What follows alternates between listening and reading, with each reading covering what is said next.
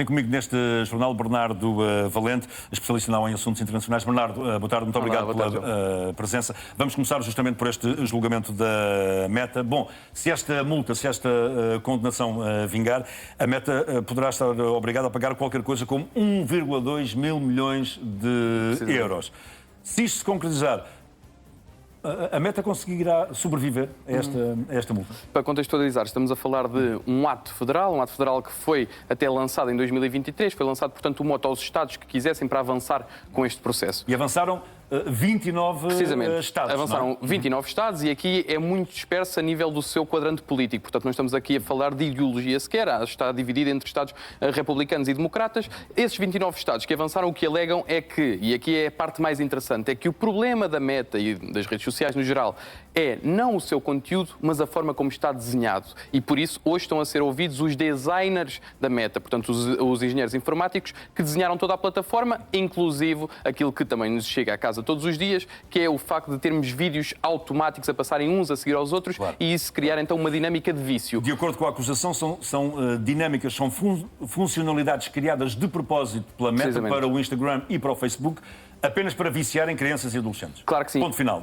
E afeta aquilo que é a nossa soberania cognitiva. Portanto, imaginemos que o nosso cérebro é um país, um Estado. Esse Estado está a ser reduzido, está a ser mitigado, ou temos uma erosão desse Estado, uma erosão do nosso cérebro aos poucos. Porquê? Porque das nossas capacidades cognitivas, não é? Precisamente porque estas dinâmicas das redes sociais acabam por penetrar nessas fronteiras do cérebro. E o que faz é com que estejamos, e neste caso as crianças principalmente e os jovens que estão muito mais suscetíveis a estas dinâmicas, que estejam então suscetíveis a esta erosão das suas funções cognitivas. Porquê? Porque as redes sociais e este efeito da dopamina que as redes sociais oferecem aos jovens acaba por criar uma erosão das suas funções cognitivas.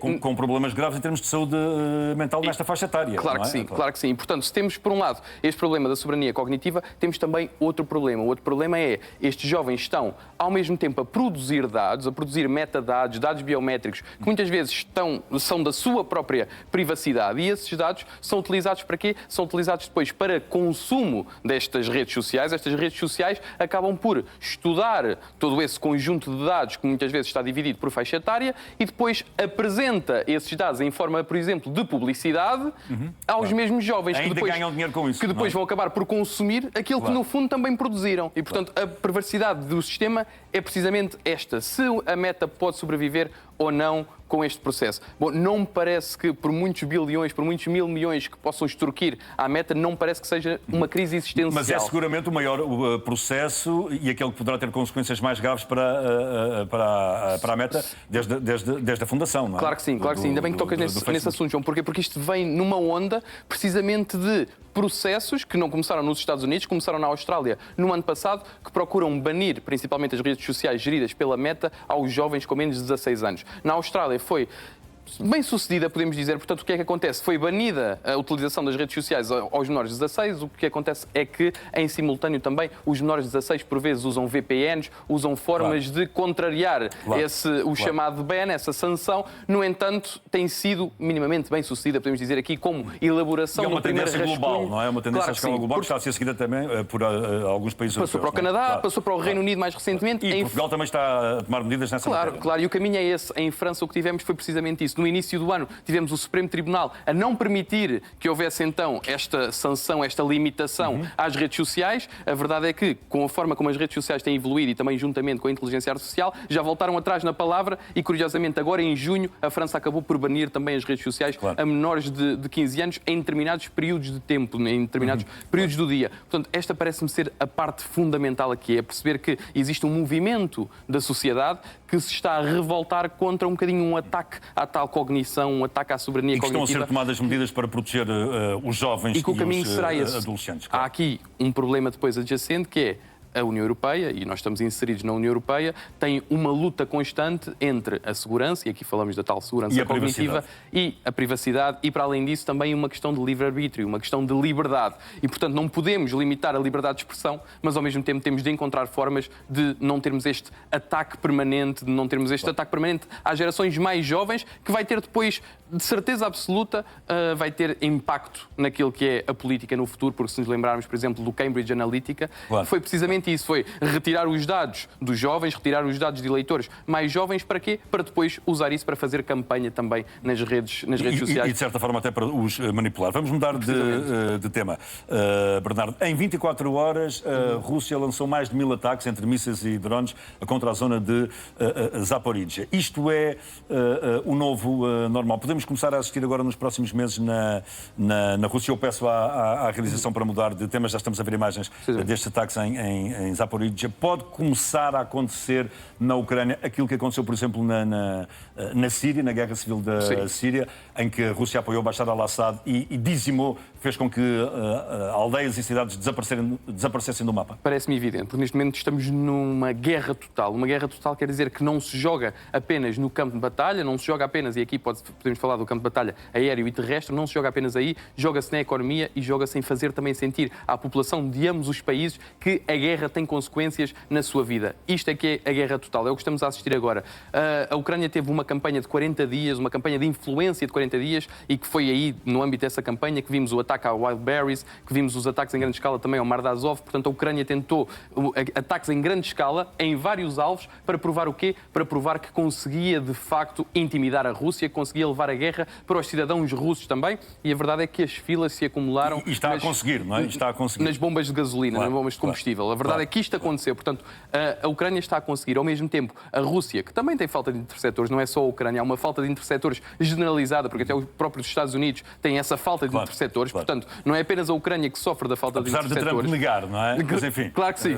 Mas são os altos quadros, são as altas patentes militares a dizer que isso existe, é porque, de facto, estamos perante essa falta, essa limitação a nível dos interceptores. O que temos aqui é, então, uma escalada total por parte da Ucrânia através dessa operação dos 40 dias, que terminou a semana passada, e a Rússia retaliou na mesma moeda. Portanto, tem tido ataques em larga escala, que claramente tem muito menos pudor em atacar alvos civis do que a Ucrânia. A Ucrânia é verdade que os tem atacado também, mas com limites éticos e morais, diria eu, que a Rússia não tem desde o início. Agora, há aqui problemas em ambos os lados. A Ucrânia tem um problema, e acho que ainda vamos abordar essa questão, que é Zelensky está neste momento com a imagem fragilizada, e tem Fedorov, que era um dos as suas grandes cartadas políticas, dava-lhe muito capital político. Zelensky, ao retirá-lo do Ministro da Defesa, agora encontrou um novo inimigo político. Portanto, é um problema que tem aqui. E, para além disso, temos novas investigações hoje no âmbito da corrupção. A Irina Murda, que ainda por cima foi a pessoa que Zelensky contratou para fazer a reforma do sistema judicial, e agora está ela debaixo de fogo também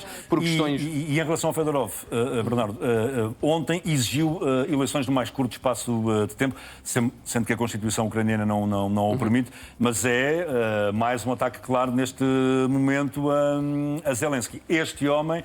Tem existido inúmeras manifestações a defender o regresso dele ao governo, exige agora eleições no mais curto espaço de tempo. Claro, e não me parece ser inocente ter sido precisamente no dia, portanto aparece naquele vídeo com um fundo negro, claramente ali... Estamos a ver agora aqui estas imagens, a cheirar a campanha, no dia em que é selecionado, em que é nomeado o novo Ministro da Defesa, Ramara, que foi substituir então Fedorov. Portanto, Fedorov, como dizia, se foi fundamental, não só a nível da administração interna, porque era Ministro da Digitalização antes, e conseguiu caminhar, agora que falámos das redes sociais, conseguiu também fazer um longo caminho a nível da modernização da administração perante uma lei marcial, perante o estado de guerra, depois transitou para o Ministério da Defesa. E operou a revolução dos drones. E continuou a fazer esse caminho. Portanto, operou uma revolução dos drones que criou aquilo que são as chamadas kill zones. Portanto, que é um muro de drones que a Ucrânia foi construído nas zonas contestadas, na fronteira contestada. Uma parede de drones. O chamado No Man's Land agora está cheio de drones ucranianos, precisamente porque Fedorov foi o grande arquétipo, foi o grande pensador deste modelo de guerra. A verdade é que Fedorov sai no momento em que Zelensky decidiu também reconstruir, reconfigurar o governo, precisamente pela questão da corrupção. Começou tudo com a questão da corrupção que pairava sobre a Primeira-Ministra, que depois trouxe consequências ao restante governo e algumas demissões, e que depois deixou o lado político e o lado militar de costas voltadas. Muito tempo se falámos aqui daquela questão entre Fedorov, por um lado, portanto, Ministro da Defesa, e as altas patentes ucranianas que estavam encabeçadas por Sersky na altura, que também acabou por sair e por ser substituído por Drapati. Isto foi o que tivemos, e Fedorov, entretanto, já foi convidado para ser conselheiro de Zelensky, não aceitou, já foi convidado para ter um papel diferente dentro do Ministério da Defesa, recusou, e claramente está aqui a querer, pelo menos, parece-me a mim... Liderar os destinos da Ucrânia. Pode ser prematuro, mas parece-me que sim. Que há. Vamos ao último tema, Bernardo. O Irão ameaça atacar alvos europeus se a guerra se prolongar. é uma ameaça para ser levada a sério? Não me parece que seja. O Irão, por vezes, surpreende, e se nos lembrarmos do início deste conflito, a certo ponto atacou uma base norte-americana em Diego Garcia, uma base norte-americana no meio do Pacífico, portanto, um ataque de longo alcance e que, na verdade, o Irão não tinha nada a ganhar com isso, a não ser assustar os Estados Unidos. Portanto, se nos lembrarmos disso, percebemos que o Irão é bem capaz de atacar alvos que são, muitas vezes, inusitados.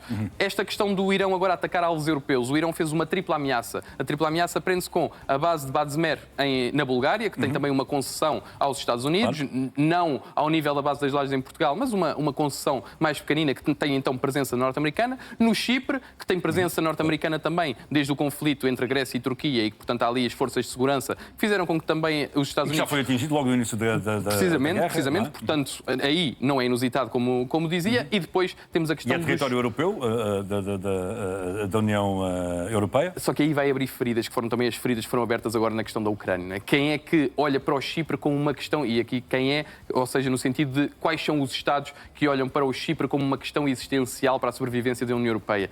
Portanto, se houver um ataque realmente ao Chipre, não acredito que a União Europeia tenha capacidade de retaliar, bom, a não ser que faça a sua retaliação normal, que é apelar à normatividade e à pacificação das relações. Parece-me que esse é o caminho que a União Europeia tem trilhado até aqui e, apesar de procurar a sua autonomia estratégica do ponto de vista militar, não tem interesse nenhum nem em ser atacado pelo Irão, nem em entrar num conflito com o Irão. Portanto, essa parte parece-me um dos fatores aqui, uma das dimensões. A terceira dimensão é o Irão ameaçou também começar a atacar os cabos submarinos que passam pelo Estreito de Hormuz. Isso cria aqui uma consequência, e fazendo aqui o círculo perfeito com o início da nossa conversa relativamente às redes sociais, porque grande parte da fibra óptica passa por esses cabos submarinos. Se houver um dano a esses cabos submarinos, temos aqui também um condicionamento de todas as ligações e comunicações digitais e não digitais, que é um problema para o mundo ocidental, mas também para o Irão. Claro.